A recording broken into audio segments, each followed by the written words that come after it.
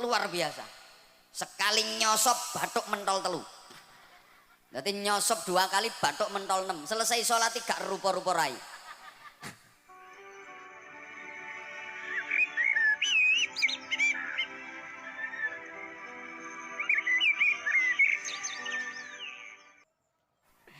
Allahumma sholli ala Muhammad. Bu, ada 3 golongan manusia yang ibadahnya sebagus apapun gak akan diterima oleh Allah. Doanya sebaik apapun, sekhusyuk apapun gak akan dikabulkan Allah. Bahkan di akhirat gak bisa menerima syafaat Rasulullah. Rungokno toh. Walaupun ibadahnya bagus, sholatnya top, bukan cuma yang wajib, sholat sunnah dikerjakan semua. Sujud luar biasa. Sekali nyosop batuk mentol telu. Berarti nyosop 2 kali batuk mentol 6. Selesai sholat gak rupa-rupa rai. Poso bendino, sodakoh nyah-nyoh, zakat orang mufakat, wiridan sak dalan-dalan maca Quran yo turut ratan. Berangkat haji tiap tahun, dia pergi umroh seminggu 5 kali. Ya iso ngomahe Mekah kok. Kan omahe Mekah. Wis tak pikir aku ngomong. Ora iso kowe apa bantah ora iso. Gak mungkin seminggu umroh berangkat ping 5. Omahe Mekah.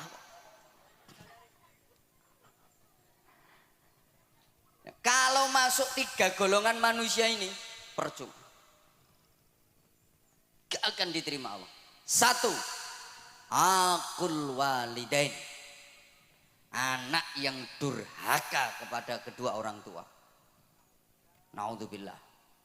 Sehebat apapun anak, kalau sampai durhaka kepada orang tua, berani kepada orang tua, menentang orang tua, melawan orang tua, zalim kepada orang tua, menyakiti hati dan perasaan orang tua, menyia-nyiakan orang tua, padahal si anak hidupnya berkecukupan, kaya, orang tuanya hidup menderita, itu dia mentala. Alah wis kadung.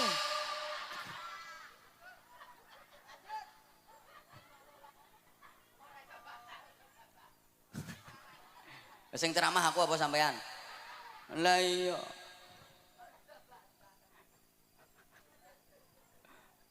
Walaupun ini anak alim,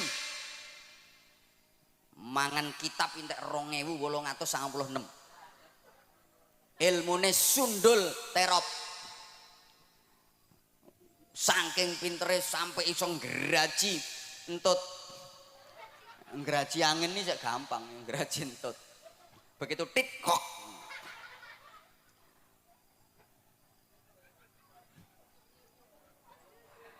Kalau berani sama orang tua, menyakitkan orang tua, durhaka kepada orang tua, seluruh ibadahnya ditolak sama Allah.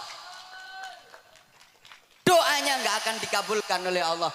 Bahkan di akhirat dia nggak bisa menerima syafaat Rasulullah. Walaupun secara lahiriah orang tuanya seakan-akan bersalah. Karena dalam hubungan anak dengan orang tua itu undang-undangnya cuma ada 2 pasal. Pasal 1, orang tua tidak pernah bersalah. Pasal 2, apabila orang tua melakukan kesalahan kembali ke pasal 1. Ya gak mumet, memang pasalnya cuma 2 kok. Jadi hubungan anak kepada orang tua itu pasalnya cuma 2 undang-undangnya. Pasal 1, orang tua tidak pernah bersalah. Pasal 2, apabila orang tua melakukan kesalahan kembali ke pasal 1. Sehingga kalau sampai terjadi anak ribut sama orang tua, anak gegeran sama orang tua, demi Allah di apa-apa no sing salah anaknya. Ana sing mau mikir ketara gak rukun kae.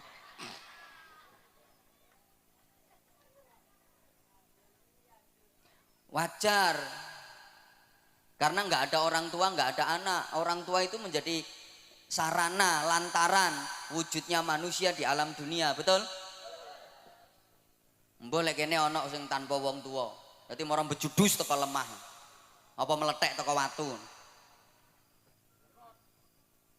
Maka saya di mana-mana katakan selamanya anak nggak mungkin bisa membalas budi kepada orang tua. Nggak mungkin anak bisa membalas jasa orang tua. Nggak mungkin bisa. Orang tua pernah gembol anak, anak nggak pernah gembol orang tua. Wong tua tahu ngeden ngetokno anak, anak gak tahu ngeden ngetokno wong tuane. Ngedene yang ngetokno gedang goreng.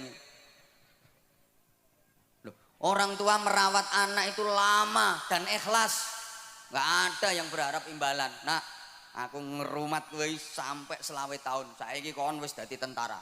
Ayo hitungan sedina aku njaluk upah 50.000. Nggak ada. Lah anak kalau merawat orang tua itu ya cuma sebentar, itu pun pamrih. Sulit ikhlas. Kadang orang tuanya sakit itu. Anak limo iso geger sak dulur. Sing ngramut ya sampean. Oh sampean bagiannya paling akeh kok. Biasanya ngono kuwi lambe-lambe kudungan.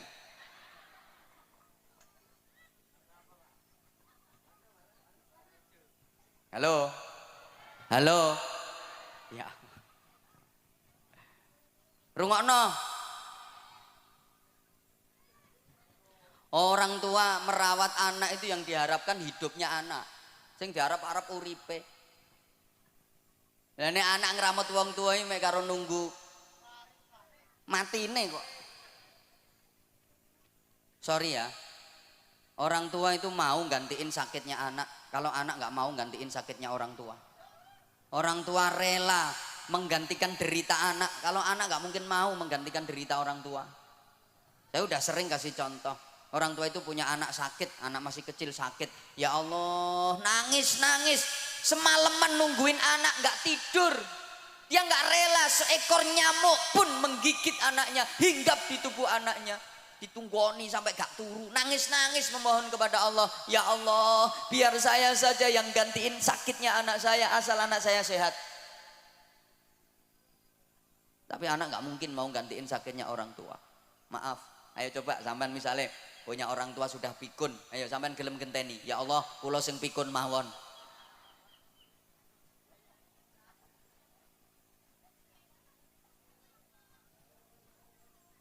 Orang tua tuh punya anak pilek, hidung tersumbat, sing nyumpel yo umbel, ndak iso ambekan, diapakno?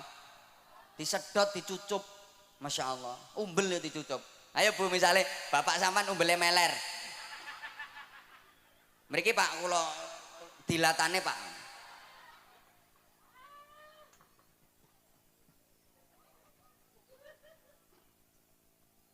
Lah orang tua itu siapa saja?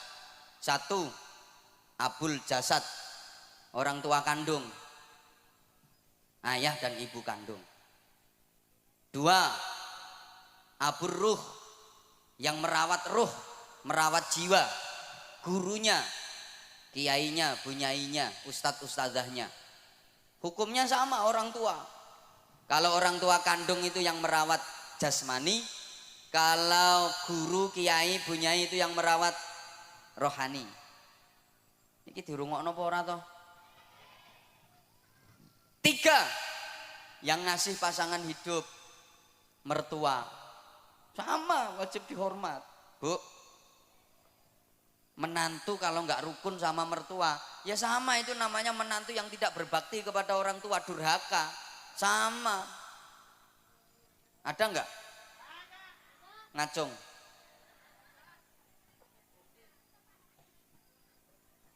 Sing akeh mantu gak rukun karo mara tuwa, iya mantu wedok.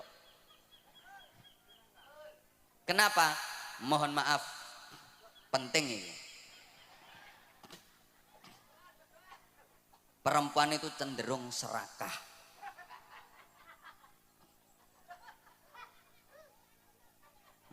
Wong lanang serakah ya eneng kok. Yang mbek kiai wani nyentak apa maneh mbek bojone. Mohon maaf, Banyak istri yang tidak merelakan suaminya untuk berbakti kepada orang tua. Banyak suami yang tidak menyadari posisi. Sorry ya, istri sama suami itu beda. Karena istri perempuan, suami laki-laki. Lah yo beda. Istri itu haknya suami. Kalau suami bukan haknya istri, haknya orang tua. Rungokno. Suami itu haknya orang tua. Artinya suami harus lebih memprioritaskan orang tuanya, mementingkan orang tuanya daripada istrinya. Ya sama-sama penting, istrinya penting, orang tuanya penting. Tapi perbandingannya lebih dipentingkan orang tuanya daripada istrinya. Ini kalau suami. Beda dengan istri. Istri haknya suami, bukan haknya orang tua. Karena waktu nikah sama orang tuanya sudah diserahkan total kepada suami. Maka istri harus lebih memprioritaskan suaminya daripada orang tuanya. Kalau suami harus lebih mementingkan orang tuanya daripada istrinya. Lah ini yang suka nggak diterima oleh para istri. Suami mau berbakti kepada orang tuanya, dihalang-halangi oleh istrinya. Kadang suami mau ngasih duit ke ibunya. Ini si istri ngamuk-ngamuk. Diselidiki. Mbok kei pira makmu mau? Mbok kei pira? Makmu mau mbok kei pira? Ya. Ya kekno kabeh kono. Kekno kabeh, nah ngusungi rono kabeh, gawa nang gone makmu kabeh kono. Wis, klambimu nang digarono pisan, bantalmu sak sarungmu usungi rono. Engko bengi nang kelon karo makmu kono.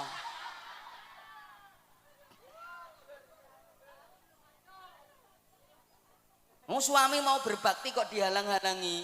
Bu, ibu harus sadar, bagi suami orang tua itu prioritas daripada istri.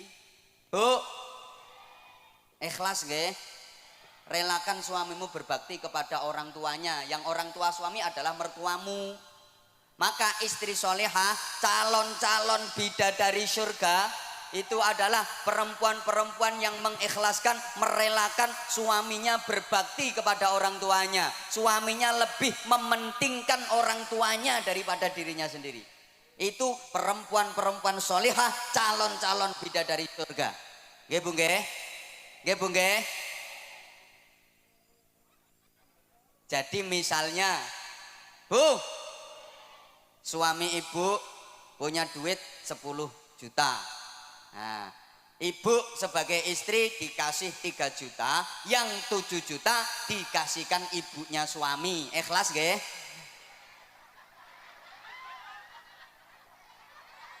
Ikhlas nggih?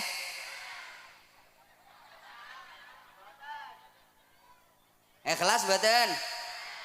Mulane angel mlebu swargamu ya ngono.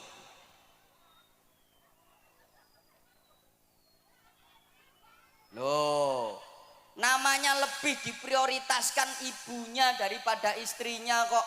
Jadi nek bojomu kuwi ndek duit 1 juta, sampean sebagai istri dikasih 300.000, yang 700.000 dikasihkan ibunya suami, dikasihkan mertuamu. Ikhlas nggih?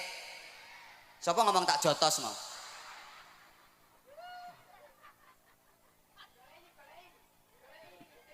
Tak jotos deh. Kuwi istri apa petinju kok? Tak jotos deh. Kalau ibu ikhlas, nah itu gampang masuk surga. Itu istri solehah dan calon-calon ratu bidadari surga. Halo, rungokno. Jadi sampean niku Bu, kalau dikasih uang belanja sama suami, sebelum nerima duit itu sampean ngomong, Mas, aku sampean kei duit ngene iki, buke sampean kei to ora? Lek buke sampean kei ya aku gelem nrimo dhuwit iki. Lah nek buke gak sampean kei, aku mau nampani, Mas. Buke kei sik kudu luwih akeh. Lek buke wis sampean kei, lagek tak trimo. Ngoten nggih? Pret.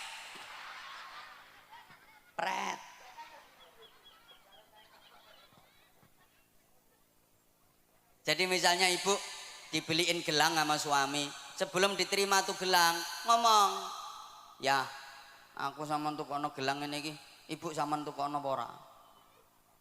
Lek ibu sama tukono ya aku gelem. Lah nek ibu gak sama tukono, aku mau nganggo ya, gak gelang-gelangan ra apa-apa. Penting ibu timbang aku. Ibu sing ngeramut sampean, sengsara rekoso mulai cilik gedhekno sampean, sorone ra karuan. Aku petuk sampean wis siap pakai. Aku gelem nganggo gelang iki tapi ibu ya tukono gelang sing luwih gedhe. Ngoten Bu nggih? Alah ora trimo pret nek iki. Pret.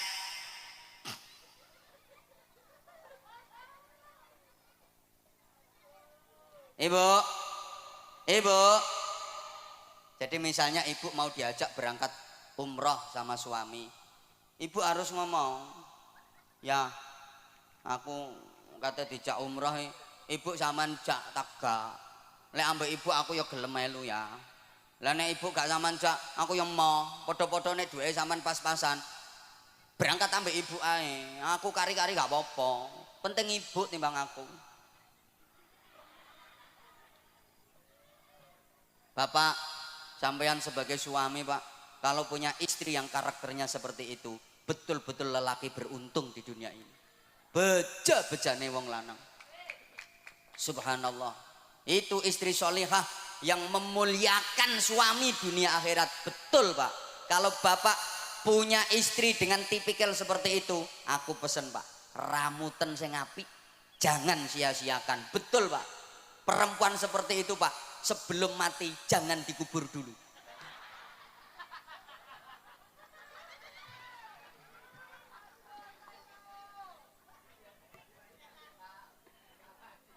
Soalnya langka.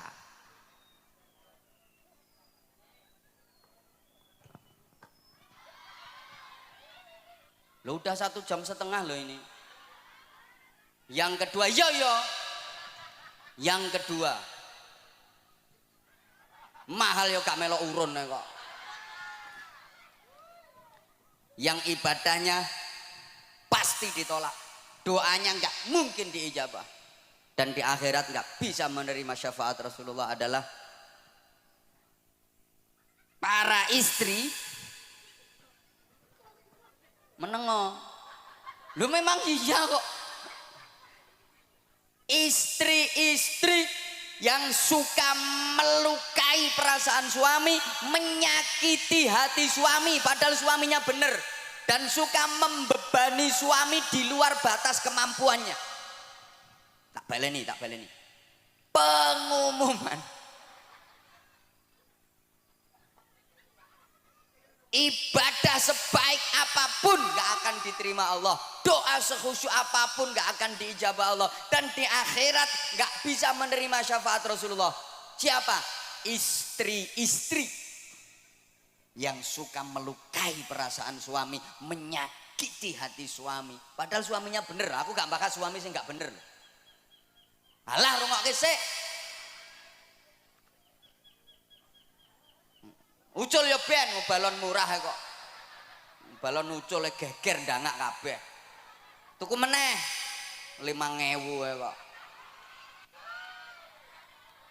Hah? Malah mek 3.000 gegerno pengajian. Halo? Bu, ini beneran loh Bu. Rasulullah pernah cerita. Besok di akhirat itu ada perempuan yang wujudnya nggak wujud manusia, bentuknya nggak bentuk manusia, tapi ndasnya alah ndasnya itu ndas celeng, terus awak menengok lagi, awak himar. Wis gampangane ndase celeng awake jaran. Ngeri. Ndase celeng awake jaran. Siapa itu? Ya tadi perempuan yang suka membebani suami di luar batas kemampuan. Wong suami lo penghasilannya sebulan ini lo cuma 2 juta. Nek njaluk blonjo saulan sampai 250 juta.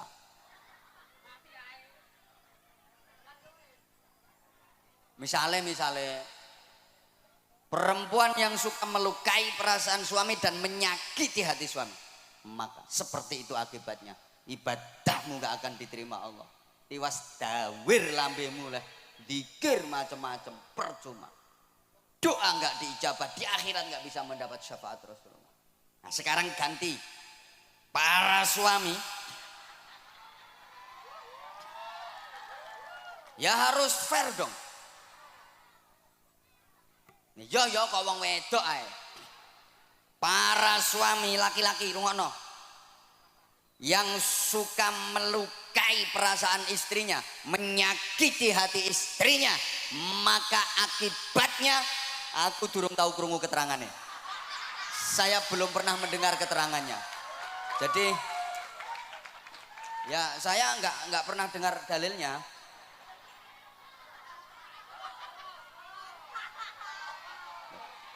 Lah nanti kalau saya sampaikan yo malah keliru kabeh. Saya nggak pernah denger kok.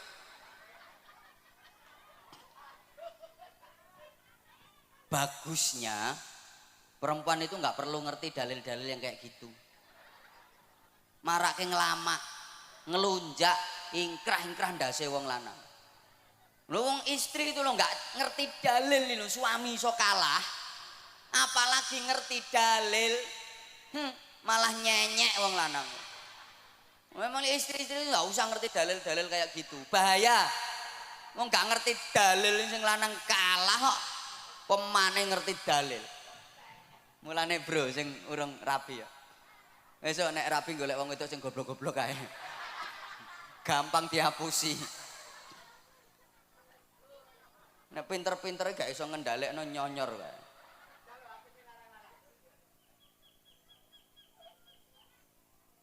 Yang ketiga, udah itu berlalu.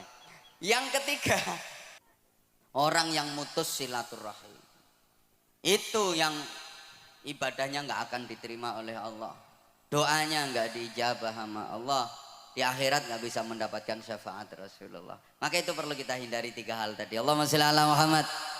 Nah selanjutnya jamaah rahimakumullah, perlu perbaikan diri, peningkatan kualitas ibadah, baik yang vertikal hablum minallah, ibadah ritual, maupun yang horizontal hablum minan nas, ibadah sosial. Halo dilanjut mboten? Oke tak imbui ya, ini ibarat kerja itu lembur, berarti tambahan durasi ya. Gini, yo hidup ini harus selalu ada peningkatan dan perbaikan. Slogane hari ini harus lebih baik daripada kemarin, dan esok harus lebih baik daripada hari ini. Dalam menjalani hidup, pantang bagi kita untuk berprinsip aku masih seperti yang dulu, aku begini engkau begitu. Itu sama saja. Kalau orang Jawa bilang sami mawon, nek diteruske bokonge Mbak Mi dintup. Harus ada dinamika ke arah hidup yang lebih baik. Ibu bapak jamaah rahimakumullah, pembangunan musola ini harus disertai dengan pembangunan manusianya.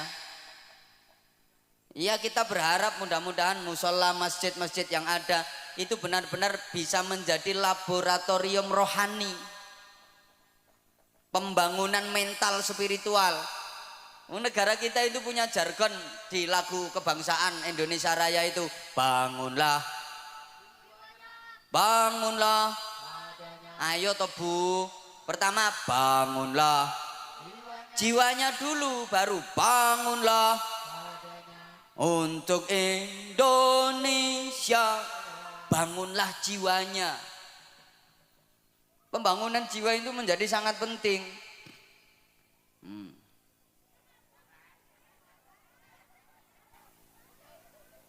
Oke. Mohon gelas ini untuk dikeletak.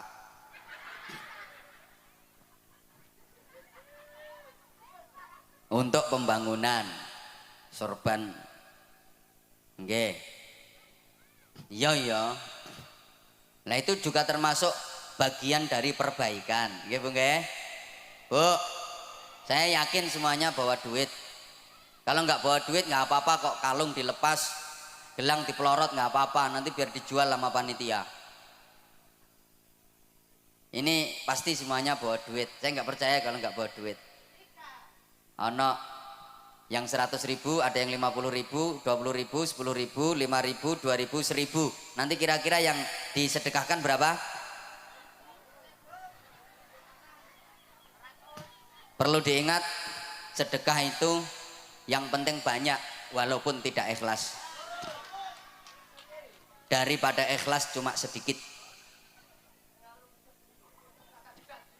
Tak baleni, lebih baik sedekah yang banyak walaupun tidak ikhlas daripada ikhlas tapi cuma sedikit. Kenapa saya berani bilang lebih baik sedekah banyak walaupun tidak ikhlas? Loh iya, daripada ikhlas tapi sedekahnya cuma sedikit. Karena kalau sedekahnya banyak, terus sedekah banyak, terus sedekah banyak, pasti lama-lama ikhlas. Mesti metu ikhlas ya. Mikir ora ikhlas, terus ngetokno akeh kok ora ikhlas. Tapi kalau sedekah itu prinsipnya yang penting ikhlas walaupun sedikit, sampai mate gak kira sedekah akeh. Dan ciri-ciri sedekah ikhlas, tanda-tanda sedekah itu ikhlas adalah sedekahnya banyak. Tandane wong sedekah ikhlas iku sedekahe akeh. Soalnya nek sedekahe akeh gak mikir, gak perhitungan. Tak baleni. Tanda-tanda orang ikhlas dalam bersedekah itu adalah sedekahnya banyak. Tandane ikhlas. Soalnya gak perhitungan, gue duit piro? Wis gak perhitungan. Engko urusan engko, sesuk urusan sesuk. Rezeki akeh sing guri, mesti ditempui, diganti sama Allah dengan ganti yang lebih banyak. Itu tandanya ikhlas. Nah, di antara tanda-tanda orang sedekah tidak ikhlas, itu sedekahnya nilainya kecil, sedekahnya sedikit. Tandane wong perhitungan. Yang duitku karek 200. Engko nek tak sedekahno 50, lak karek 150. Sesuk bayar kreditan 70. Anakku sangune rungokno. Nang ngaji gak butuh sangu anakmu. Halo. Maka wong niku nek sedekahe kulino sithik iku tandane gak ikhlas. Ayo bantau. Sedikit banyak itu bukan jumlah dan nominal, tapi prosentase dan pembanding. Ukuran sedikitnya yang ngeleset di bawah sama yang duduk metingkring di atas panggung jelas beda. Jelas beda. Mungkin lek kanggo sampean 500.000 wis akeh. Tapi lek kanggo sing nang dhuwur panggung sithik 500.000 kuwi. Makanya saya bilang bukan jumlah tapi prosentase dan pembanding ukurannya.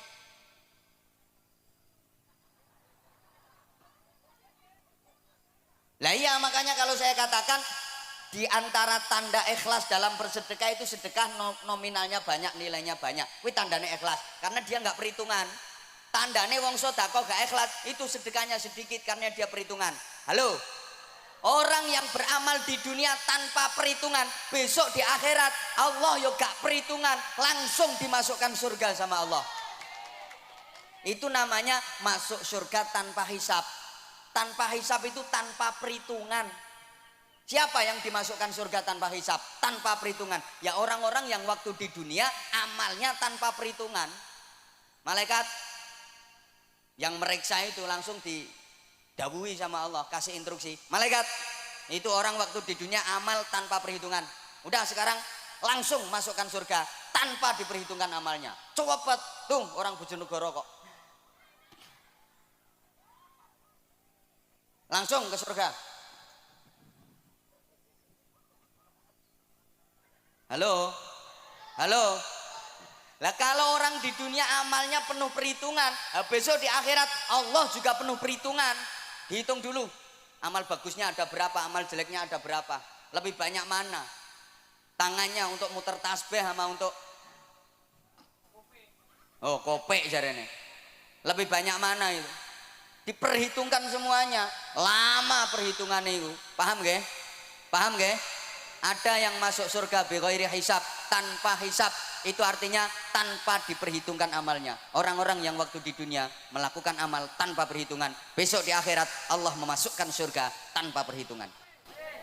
Tapi kalau amal di dunia diperhitung no, sok no akhirat awas diperhitung karo Gusti Allah.